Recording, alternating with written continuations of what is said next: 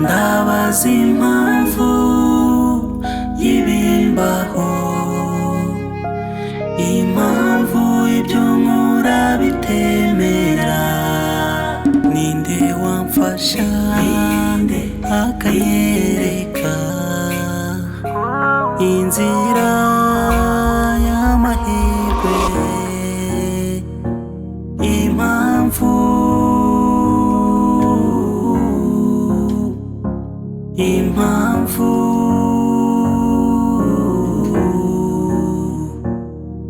Sibyo bizaba byarangiye. Sawa sawa. Salama Deri, biteze? Fresh, ntabwo wagiye mu kazi se? Ya, nkavuye. Waya wintuburira abantu, umuntu uzajya mu kazi ameze gutya. Abwo se umubare w'ibanga ni wa wundi? Umubare w'ibanga ni wa wundi? Ni wo yewe waba warahinduwe n'icyo ariko.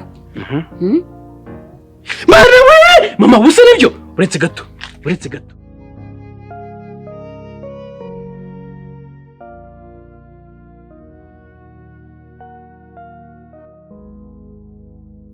Kujya usoma gake. Ndabona nk'unywa amazi hajya mu kanya ibiko biranduye. Iyi nzoga uyinywa gahoro, iyo nyweye cyane irakurangiza. Kandi abantu mukuze amaraso bari makeya. Mariti, iyi ntabwo ari inzoga. Have. Inzoga nyanzoga umuntu wifatiye umuhama we akawutereka ku rusenge. Batata niko bataraga inzoga. Nasari byo. Inzoga yabaga yataze. Ariko ni badata ntabwo ari wowe. Ntumva nabagabo nyine. Ariko nanjye ndi igihe cye. Reka kugotomera. No kuba nk'unywa amazi.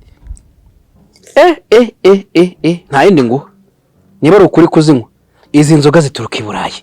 Wizigeranya na za nzagwa mwataraga, urumva? Wibyitiranya. Zana nta yindi nguha.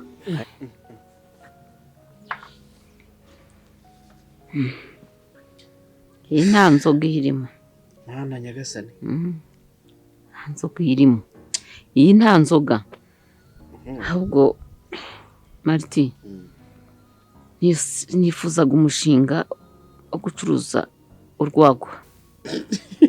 Uyu musozi wose, abakecuru, abasaza, amajigija bose bakajya baza kunywa urwagwa. Nzi ko tuzashinga kantine nibura ukajya kwicaramo karakwabura nayo make yo kurya. None ubwo uvuze akabara ahubwo urakoze kunyibutsa. Reka dukora akabari keza ka VIP, sibyo? Tuzane na mucomo. Tuye twotse ihene, inkoko, inkwavu n'amafi, ducuruzemo n'inzoga zihenze. Kabara akabari k'icyitegererezo ku buryo umuntu wese wo muri kano gace bizi ko yubashye azageza kunywera mu kabari kacu.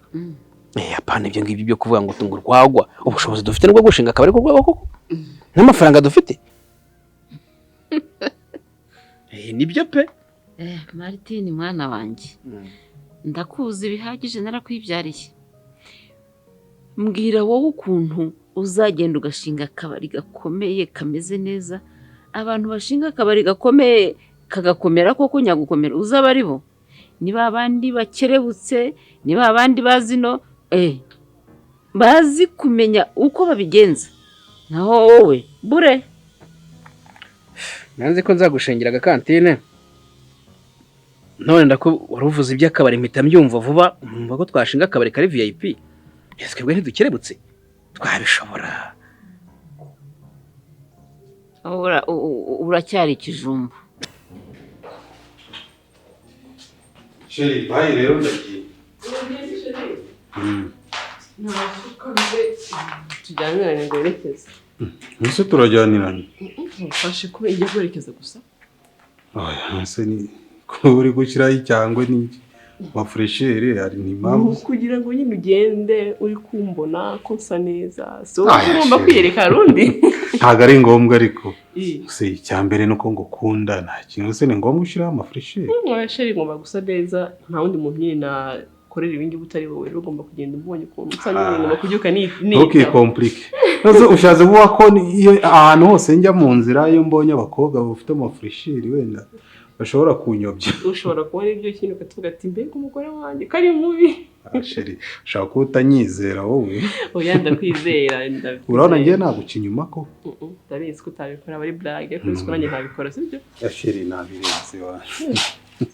Cyambere nuko twizerana hari ikindi byose cyane ndabizi.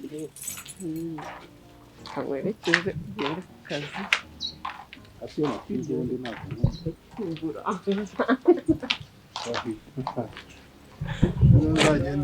Nzagende ndare nk'iminsi. Ujya hehe ku kazi? Oya ni ku kazi n'icyo mbese bihe. Iminsi ibiri usi iminsi ibiri ku kazi habaye ikinarira. Buri gihe bazana amanuza mu modoka menshi kandi ni ingeri remera cyane mu kuyakanika. Uraye ku kazi iminsi ibiri nanjye nazo tukahararana ko wasanga narize. Unyumvire. Aya no kujya wihangana Sheri. Mbonye akazi ko mu ntara se noneho byagenda sura aba muri no nzu njyenyine. Iyo najya nza kukureba nari cyambere rega no ubuzima. Ndabizi. Oroge byo gutega bisi sibyo. Muri gare nanone Sheri waretse ngatega moto. Oya Sheri haracyari kazo nakubwiye mu rugo kare ntago nta mpamvu zo gutega moto ufata bisi n'ubundi ya. Okay nta kibazo. Ariko boss wanjye ni inkererwa kantunganya umenye ko urabyirengeye. Nta kererwa gutwara. Ntumbwira ko ari wowe wabiteye. Oya nta kibazo ntabwo uri bukerererwe. Okay. Kazi keza.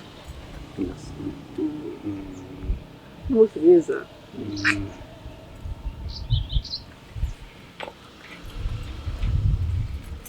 Aho genda ndakererwa abanyarwanda. Ntabwo rero nkumbure se. Shanda gukumbura cyane. Bye. Bye. Taye kare.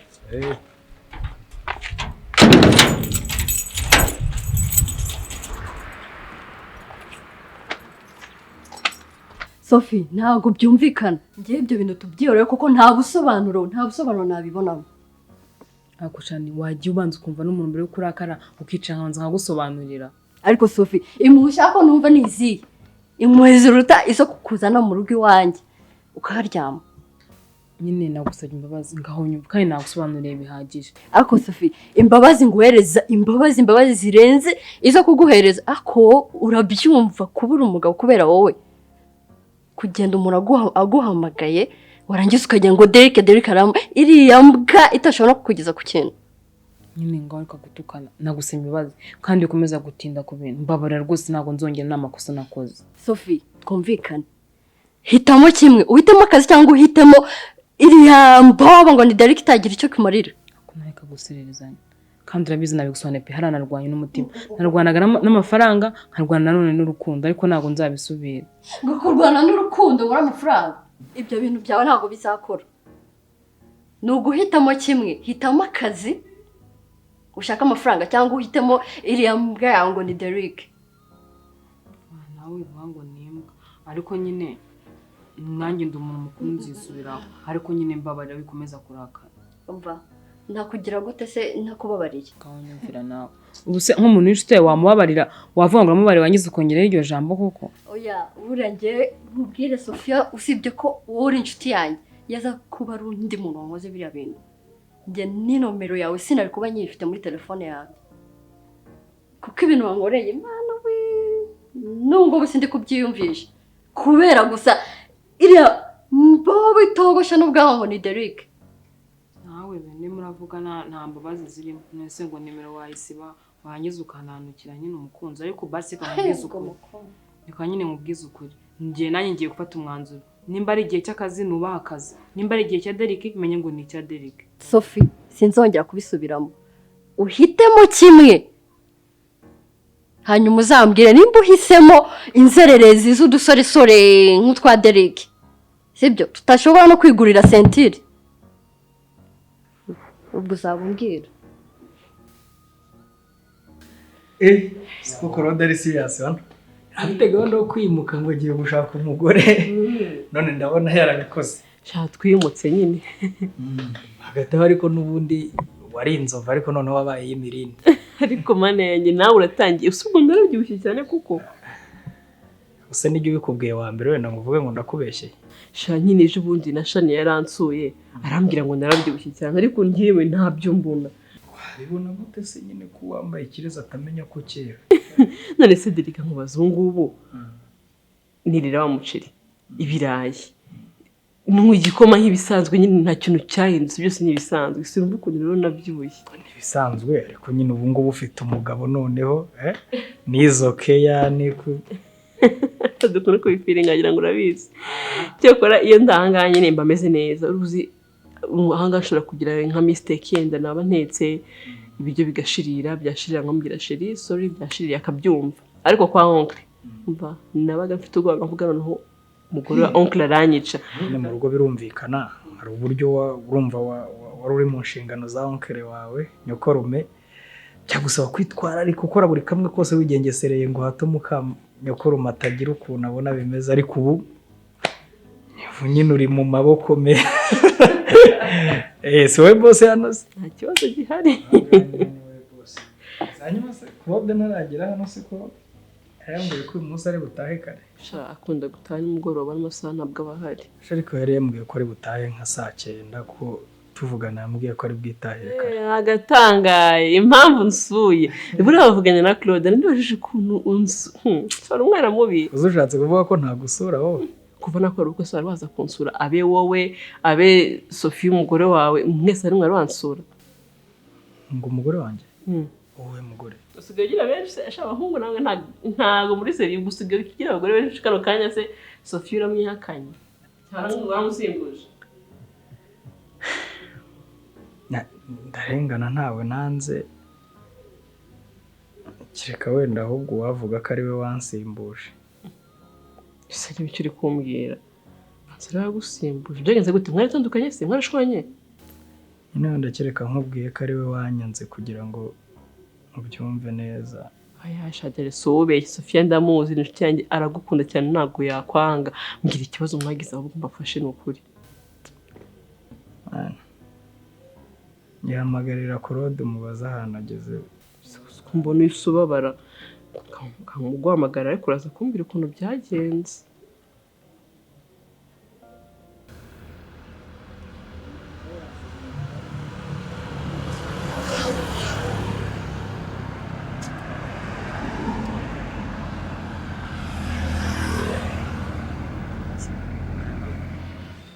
Yes Martin.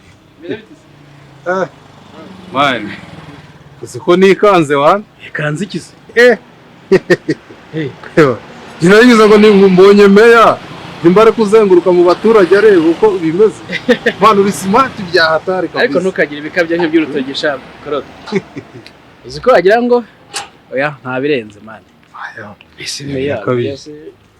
Ukuri reba agashati hano urukweto hano ni danje kabisa. Oya ari. Ntabwo nari nakuyubiwe pe. Oya hari igihe umuntu aba cyari yankureba sura mutipe. Umenye ugeze hanga. Uzi se buri nyara ukuntu umuntu ashyiramo agapantaro akabanga reka barera agasinga muri quartier nyine bisanzwe. Koma bidasanzwe se. Ahubwo kamwibariza. Yehehe se. Unukeye byataye. Oya ntaho ni hano muri quartier.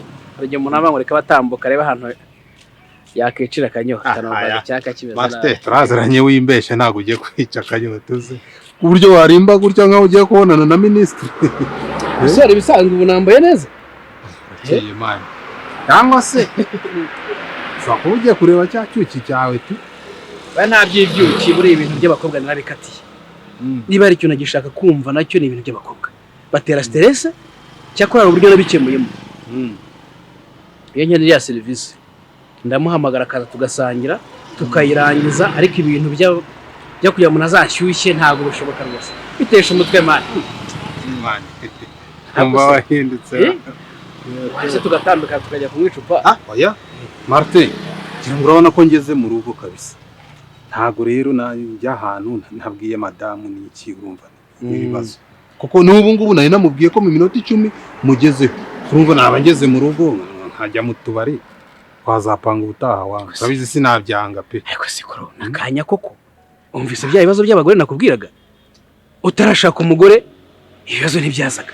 None ubu neza isuringanzwa urimo ngo madame tiya kumwicupa wana madame sawe yimukira ari buje Marte ushatse wanyumva burya si buno kuba ku rugo ni ibintu bitoroshye none se kuki wumva ko najya ahantu ntamubwiye ubundi kubana n'umugore ugomba ahantu hose ugiye ukamubwira ati sheri njyana nanjye nawe akambwira ati njyana cyambere ni communication surumva nagira ntamubwiye ko okay ntacyo reka nkwereke ikindi kandi Derek ari mu rugo yaje kundeba urumva ni wene nawe arantegereje katuraba undi munsi ntari aha ntacyo reka nkwicira umwako sibyo nkwicira umwako utazavuga ngo Martine ari cyo nkwemerera nta kuntu waba ukeye utyo ngo ugende imbokoboko asante sana aya araguhaza urakoze cyane wanze rega buriya nuko wenda umuntu atakwifuza ari indege ariko ubundi wowe n'ibindi uzabigeraho wowe se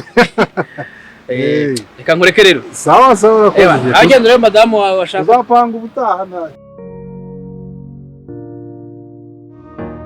ndabaza impamvu y'ibimbaho impamvu ibyo nkora bitemera ninde wamfasha akanyereka inzira y'amahirwe impamvu impamvu